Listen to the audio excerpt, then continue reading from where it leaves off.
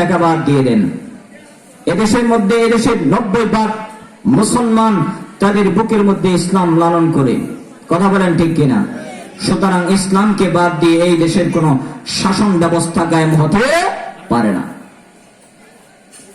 আব্দুল্লাহ ইবনে Hudhafa রাদিয়াল্লাহু তাআলা আনহু বলেন, মুসলমানরা যুদ্ধ করে ঈমানের শক্তির দ্বারা, ঈমানের শক্তির বিনিময়ে মুসলমানরা যুদ্ধ করে, জিহাদ করে। মুসলমানরা কখনো অস্ত্রের বিনিময়ে যুদ্ধ করে না, সংখ্যা দিয়েও যুদ্ধ করে না। মুসলমানরা যুদ্ধ করে ঈমানের শক্তি দ্বারা। বাদশা বললেন, আব্দুল্লাহ শোনো, তোমাকে ছেড়ে দেওয়া হবে, তোমাকে ছেড়ে দেওয়া হবে। তুমি যদি আমার পায়ে একটা সিজদা করো, তোমাকে ছেড়ে দেওয়া হবে। আব্দুল্লাহ ইবনে হুযাফা বলেন, এই কপাল একমাত্র আল্লাহ ছাড়া আর কারো সামনে ঝুঁকে না। সুবহানাল্লাহ!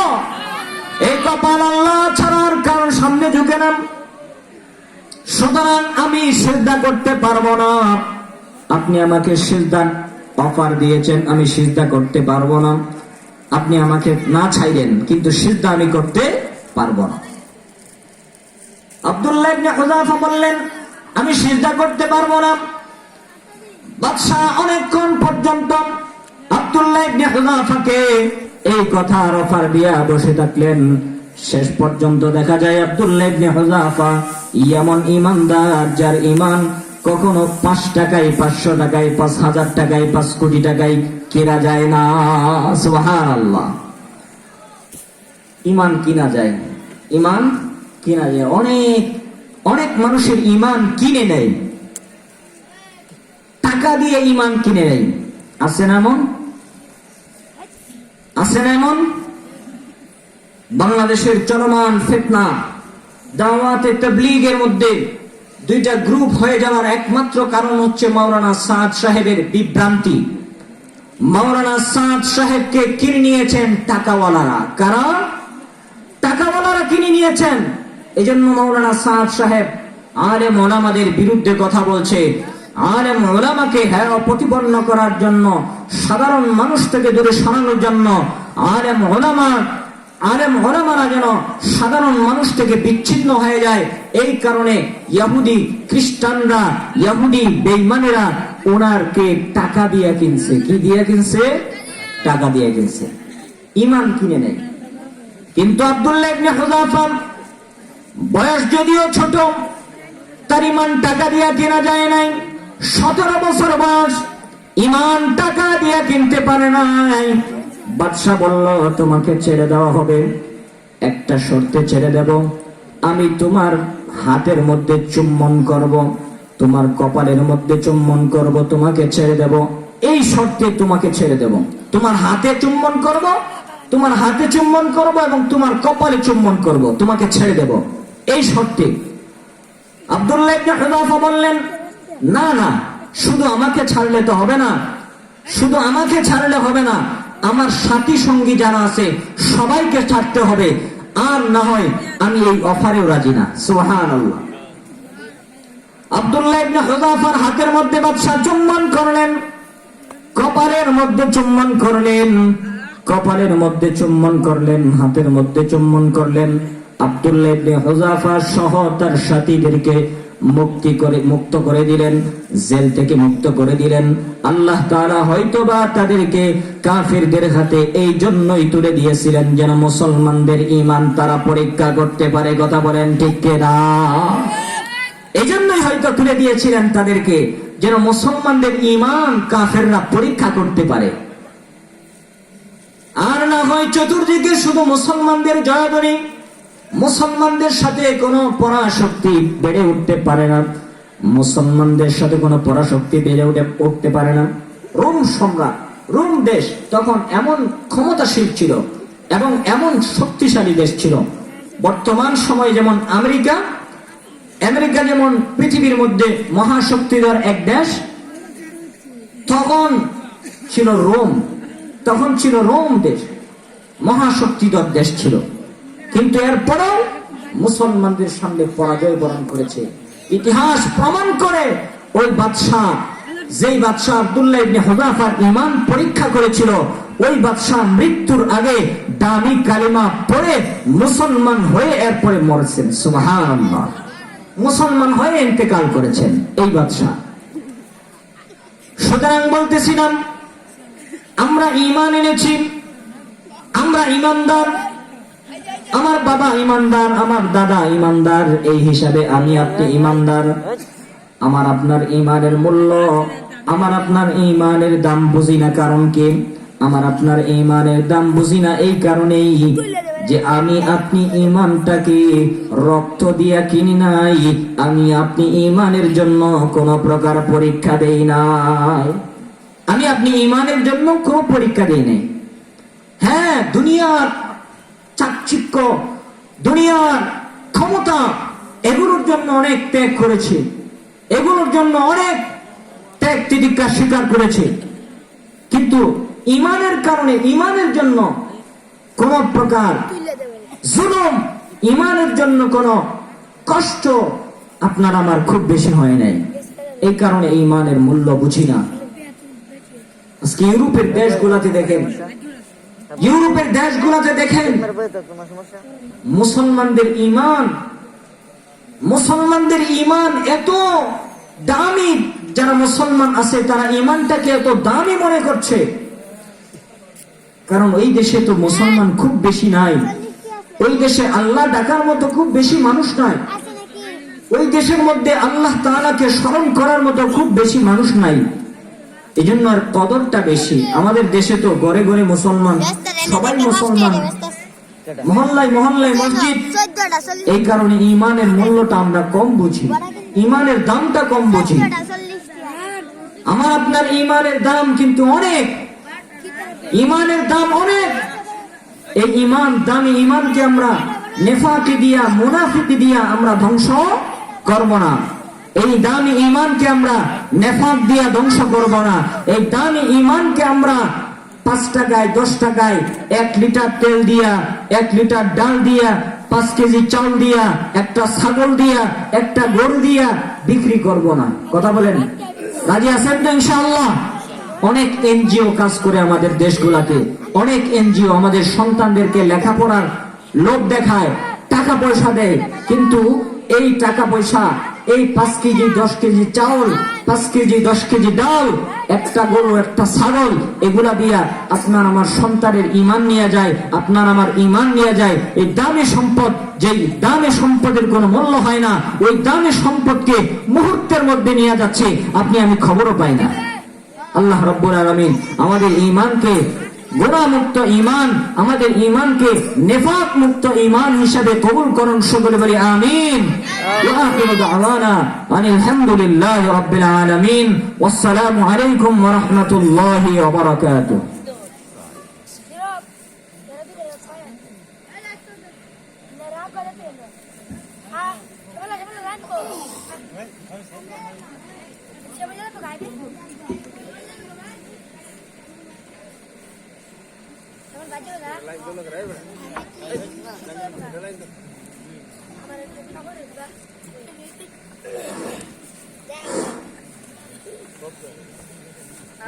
আলহামদুলিল্লাহ,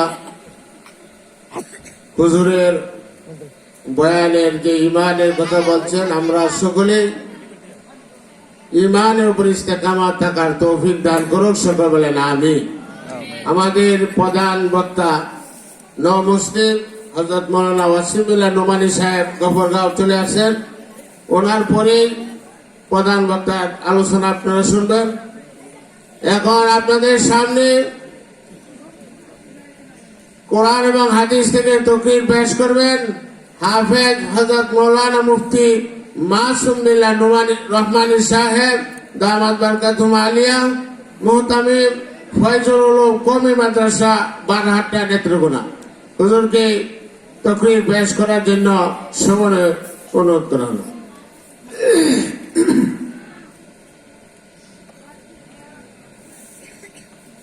السلام عليكم ورحمة الله وبركاته.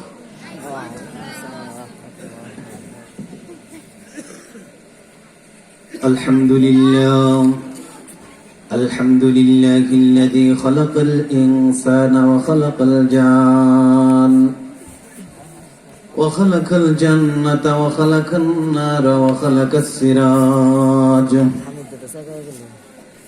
ونشهد أن لا إله إلا الله وحده لا شريك له وأشهد أن سيدنا وسندنا وحبيبنا وحبيب ربنا ومولانا محمدا عبده ورسوله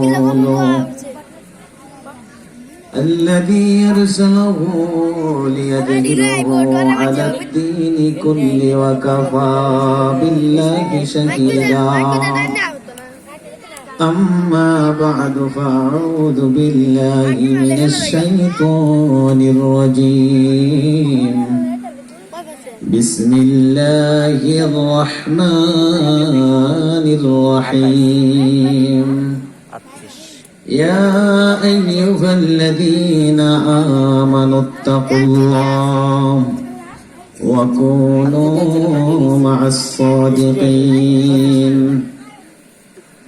قال رسول الله صلى الله عليه وسلم إن العلماء ورثة الأنبياء قال رسول الله صلى الله عليه وسلم اللهم صل على محمد وعلى آل محمد كما صليت على إبراهيم وعلى آل إبراهيم إنك حميد مجيد একদিন তোমারি নাম মসজিদে হবে এলাম ঠিক না একদিন তোমারি নাম মসজিদে হবে এলাম তৈরিতে তৈরি রে তৈরিতে তৈরি রে কবরের মাল সামান একদিন তোমারি নাম মসজিদে হবে এলান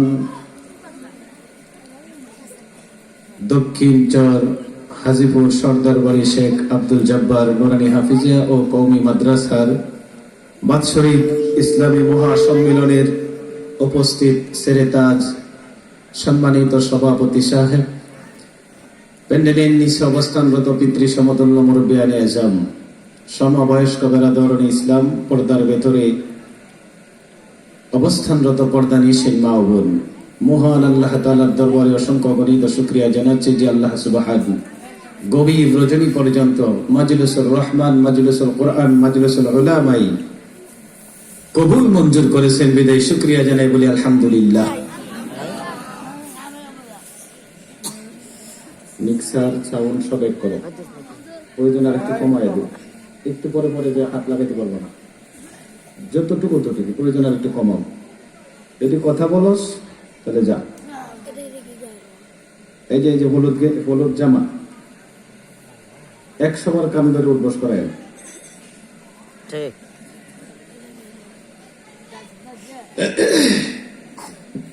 মুহতারাম সম্মানিত মুসল্লিয়ানি কেরাম, মুরব্বিয়ানি আজম,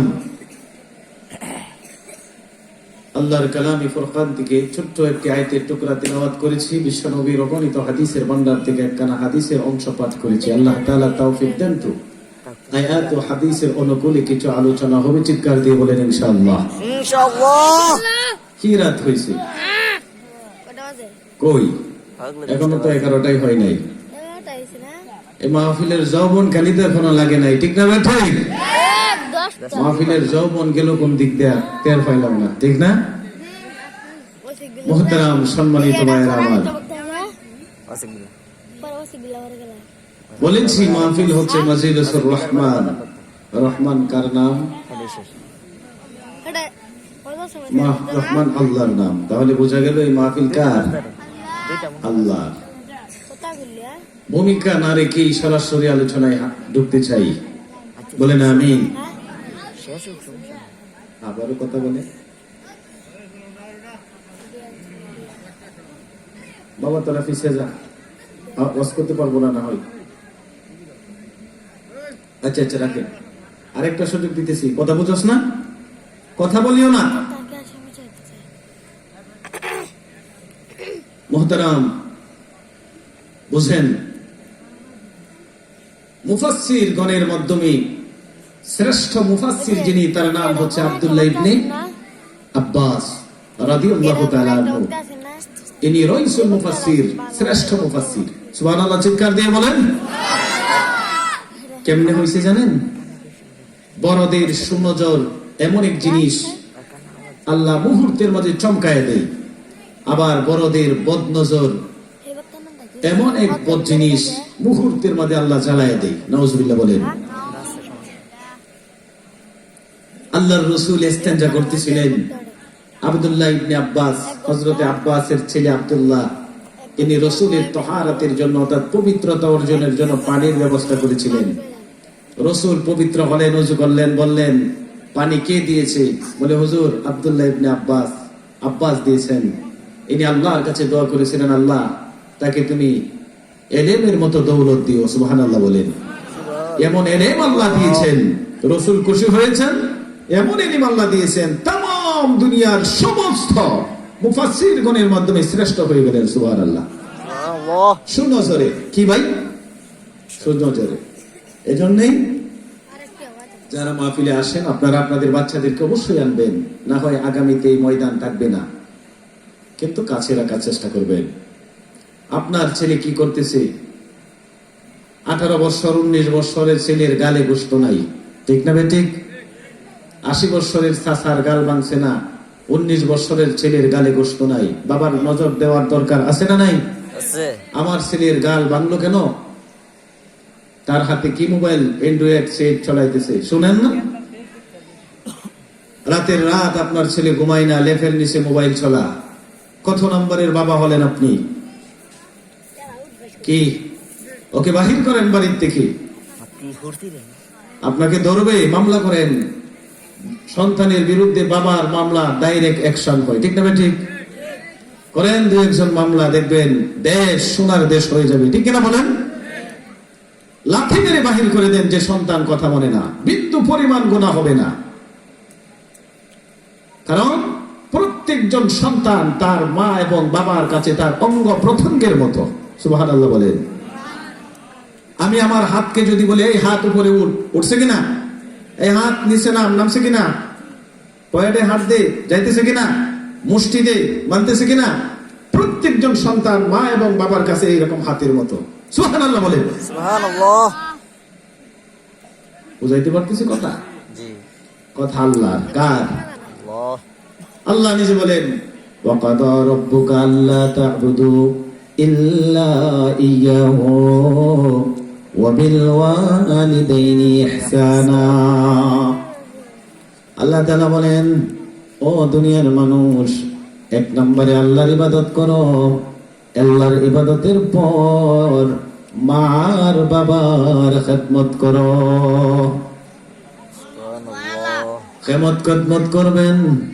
আল্লাহ বলেন, আহাদুহুমা আও কিলাহুমা, একজন অথবা দুজন যদি বৃদ্ধ হয়ে যায়, বুড়া হয়ে যায়, মা বিছানার মধ্যে পায়খানা করে প্রস্রাব করে গো, বাবা ঘর থেকে উঠতে পারে না।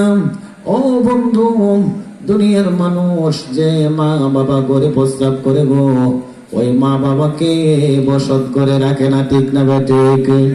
ওই মা বাবার জন্য বড় উঠানোলা বাড়িটার কোনায় একটা ছোট্ট করে সালাঘর বানানো হয়, আছে না নাই? অথচ আল্লাহ তাআলা বলেন, উফি ওয়ালা তানহারহুমা ওয়া কুল লাহুমা কাওলান কারীমা।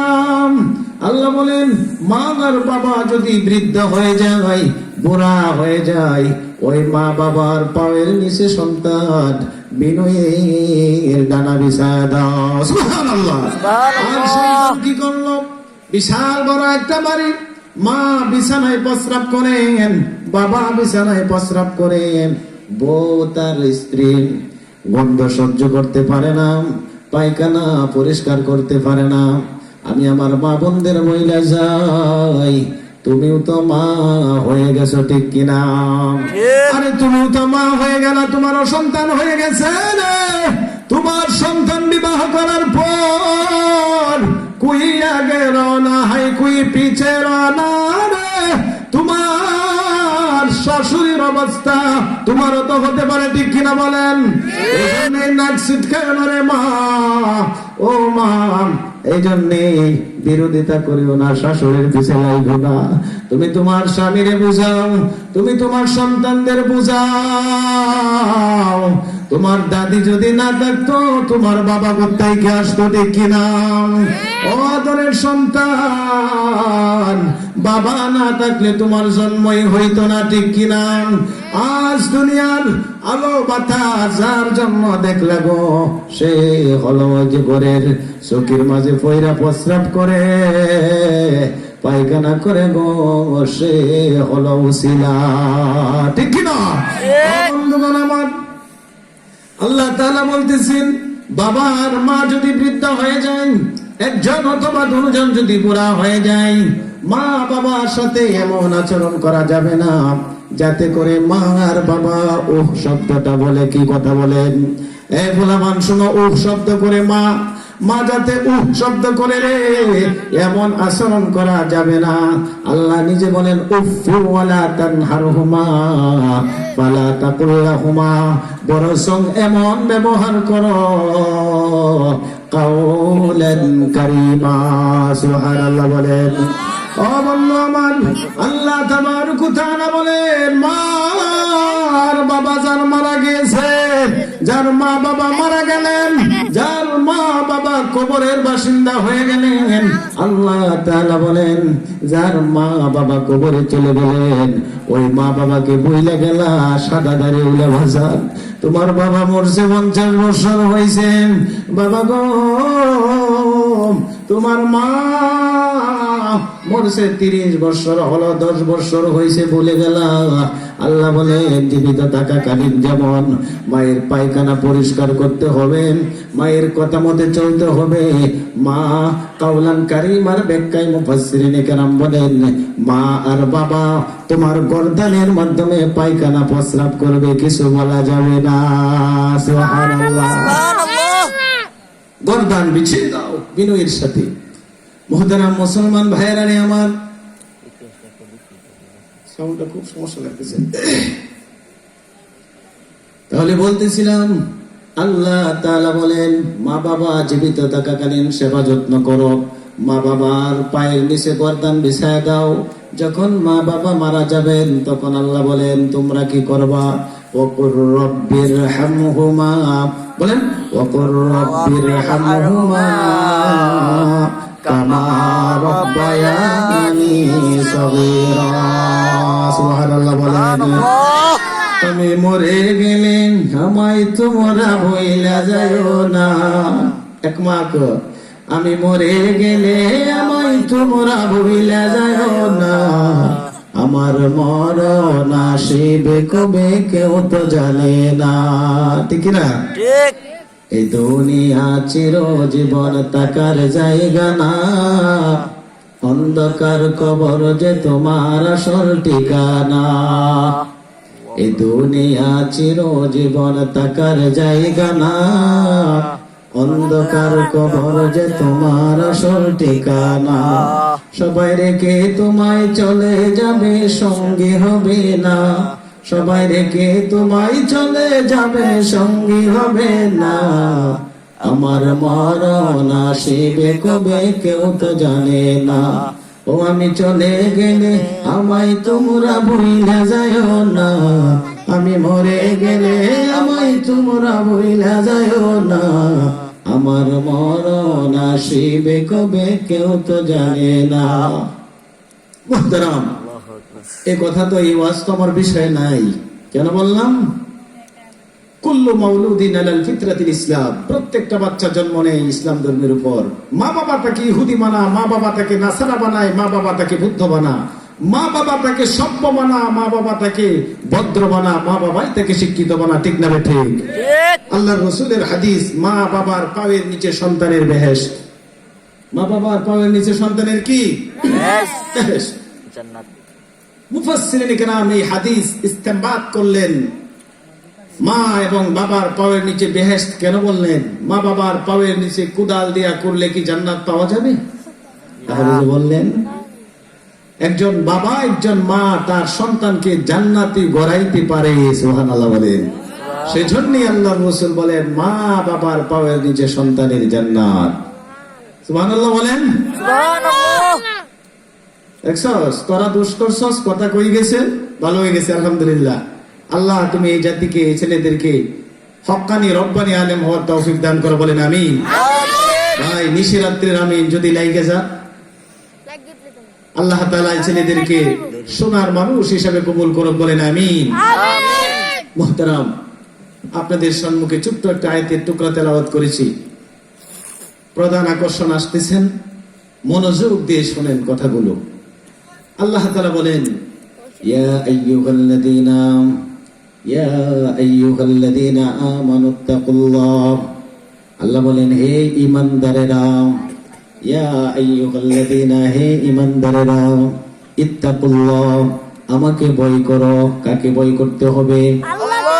সবাই বলেন ইয়া আইয়ুহাল্লাযীনা আমানুত্তাকুল্লাহ। আল্লাহ বলেন আমাকে ভয় করো। ওয়াকুনু মা'আস সাদিকিন, সত্যবাদীদের সঙ্গে হয়ে যাও, বলেন সুবহানাল্লাহ। এক নম্বর আল্লাহ তাআলা বলেন ইয়া, হে আইয়ুহাল্লাযীনা, যারা আমানু, ঈমান এনেছো, ওয়াত্তাক, যারা ঈমানদার। আল্লাহ বলেন ইয়া আইয়ুহাল্লাযীনা আমানু, হে ঈমানদারেরা, ইত্তাকুল্লাহ, আমি আল্লাহকে ভয় করো। ওয়াকুনু মা'আস সাদিকিন, এবং সত্যবাদীদের সঙ্গে হয়ে যাও। এক নাম্বার আল্লাহ বলেন ঈমান আনতে হবে। এখানে যারা এসেছেন সবাই ঈমানদার, বলেন আলহামদুলিল্লাহ। এখানে যারা এসেছেন, যারা মুসলমান কালমার গলামালাই পড়ছে রে বাজান, প্রত্যেকজন মানুষ ঈমানদার, হয় সে পুরুষ হোক আর না হয় সে নারী হোক। নারী পুরুষ যারা কালমার মালা পড়ছে রে, কালমার সুচিতল ছায়ার নিচে এসেছে, ওই সব মানুষদেরকে ঈমানদার বলা হয়। তাহলে কি বুঝলাম? আমরা যারা আছি আমরা সবাই ঈমানদার। আমরা যারা এখানে এসেছি আমরা সবাই ঈমানদার। আল্লাহ তাআলা বলেন আমাদেরকে বলতেছেন। তাহলে বোঝা গেল কাকে বলতেছেন? বুঝেন নাই? আল্লাহ তাআলা আমাদেরকে বলতেছেন। আমাদের বলতে কি বুঝলাম?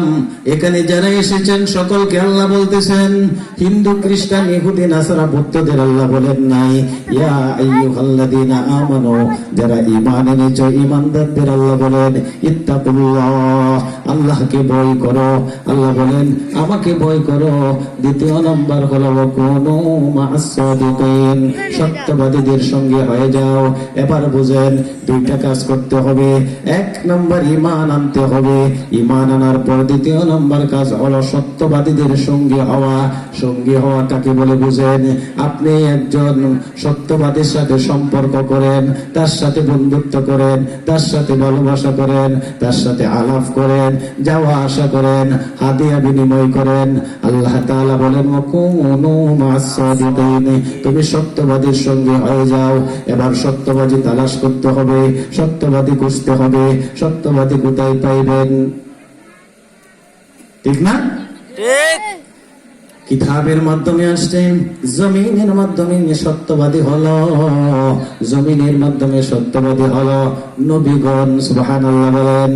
মহানবীগণ, নবীগণ, ওয়াসসিদ্দিকিন, সিদ্দিকগণ, ওয়াসসালিহিন, নেককারগণ, মা'আস সাদিকিন, সত্যবাদীগণ। সুবহানাল্লাহ বলেন। তাহলে জমিনের মাধ্যমে পাইলাম নবীগণ সত্যবাদী। নবী আমরা পাইব না, নবী হারায় লাইলাম। নবীর দরজা বন্ধ হয়ে গেল। ও বন্ধুগণ আমার, তাহলে আমরা নবী পাইলাম না কি পাইলাম? উলামায়ে কেরাম পাইলাম, ঠিক কিনা বলেন? আল্লাহ বলেন যারা সাদিকিন, যারা সালিহিন, নেক কাজ করে তারা হলো সত্যবাদী। জমিনের মাধ্যমে বাবারে সব চাইতে বড় সত্যবাদী হলো উলামায়ে কেরাম। তাহলে আল্লাহ বলেন মা'আস সাদিকিন, উলামায়ে কেরামের সঙ্গী হয়ে যাও। বলেন না সুবহানাল্লাহ। সুবহানাল্লাহ। উলামায়ে কেরামের